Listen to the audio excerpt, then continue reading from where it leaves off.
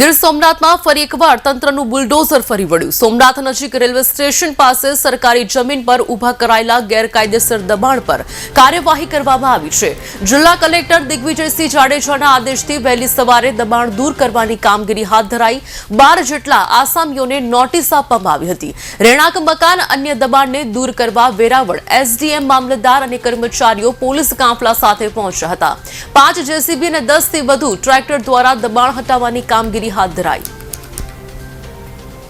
आप जानो છો કે આ સોમનાથ છે એ પ્રથમ જ્યોતિર્લિંગ છે મહાદેવનું અને દર વર્ષે લાખોની સંખ્યામાં યાત્રાળુઓ આવતા હોય છે। તો યાત્રાઓને સગવડતા સચવાય એટલા માટે એક સારું રેલવે સ્ટેશન અને સારું એસટીનું બસ પોર્ટ હોવું ખૂબ જ જરૂરી છે। માનનીય વડાપ્રધાનશ્રી, માનનીય મુખ્યમંત્રીશ્રીની એવી એક મહેચ્છા હોય છે કે ભાઈ દરેક જગ્યાએ ખૂબ સારું એક યાત્રીઓને સગવડ મળે એવું બસ સ્ટેશન અને રેલવે સ્ટેશન વિકસાવવું।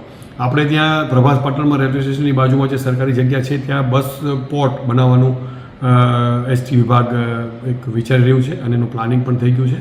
તો એક મોડલ બસ સ્ટોપ ઊભું થાય એટલા માટે જગ્યાની ફાળવણી કરવાની છે। એમની જે રિક્વાયરમેન્ટ જગ્યા છે એનું આજે માપણીની કાર્યવાહી ચાલુ છે અને સાથોસાથ જે નડતરરૂપ જે દબાણો હોય એ પણ દૂર કરવાની કાર્યવાહી ચાલુ છે।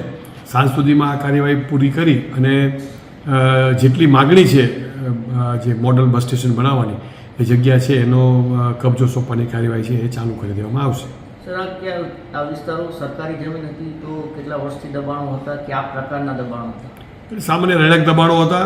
જગ્યા તો સરકારી છે તો જ આપણે એને ખાલી કરાવતા હોય અને મોટાભાગના રહેણાંક દબાણો હતા અને છેલ્લે એક મહિનાથી અમે સમજાવટથી લોકોને કહેતા હતા કે ભાઈ તમે લોકો આ જગ્યા ખાલી કરી આપો, પણ એન પ્રકારે એ લોકો ખાલી નહોતા કરતા। એટલે આજે થોડું એમને ડિમોલિશનની કાર્યવાહી દૂર કરવામાં આવી રહ્યા છે।